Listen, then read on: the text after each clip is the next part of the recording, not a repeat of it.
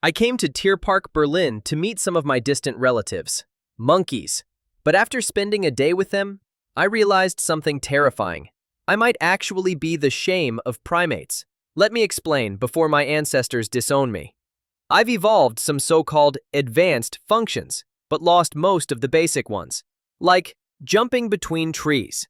The Coquerel's sifaka does it effortlessly, confident, graceful, unpaid.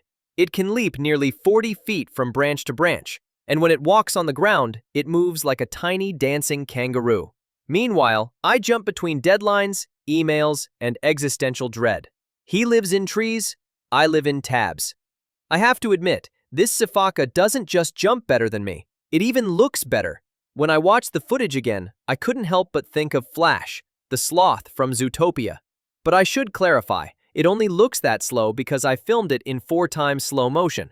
In real life, it's way faster than any sloth, including me on a Monday morning.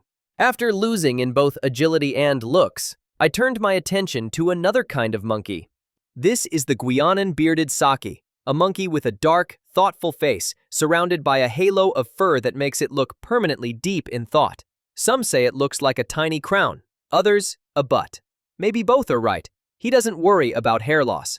I, on the other hand, have been using 3 different shampoos and still losing the battle. He has more hair and fewer worries. I have fewer hairs and more thoughts. There isn't much reliable information about the Guianan bearded saki. Honestly, the zoo sign had better research than I did. They're native to the northern forests of South America, living high in the canopy in small, tight-knit groups. They love hard-shelled nuts and seeds. The tougher the shell, the more personal the challenge. After losing the hair game to a monkey, I went to meet one whose power came not from beauty, but from pure strangeness. This is the Ai, a nocturnal lemur with the hands of a witch and the work ethic of a night shift manager. He's currently licking a metal rod. I'm sure it makes sense to him, biologically. He's got teeth that never stop growing.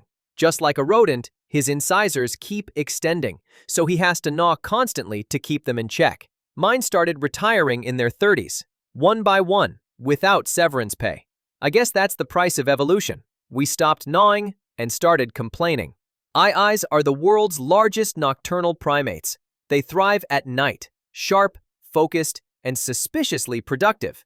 I, on the other hand, turn into Cinderella at midnight, except instead of a pumpkin, I become useless. Native to Madagascar, the Ai spends its nights tapping on trees to find insects hiding inside, then uses its long, skeletal finger to hook them out. It's evolution's weirdest multi-tool.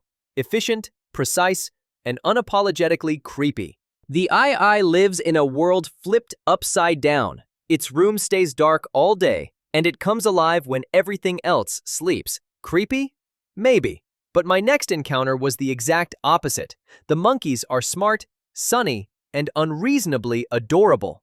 This is the golden-bellied capuchin, a monkey so clever it might already be applying for patents.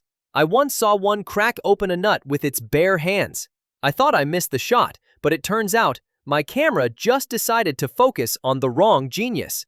I don't know how they do it. I can barely open an avocado without emotional damage.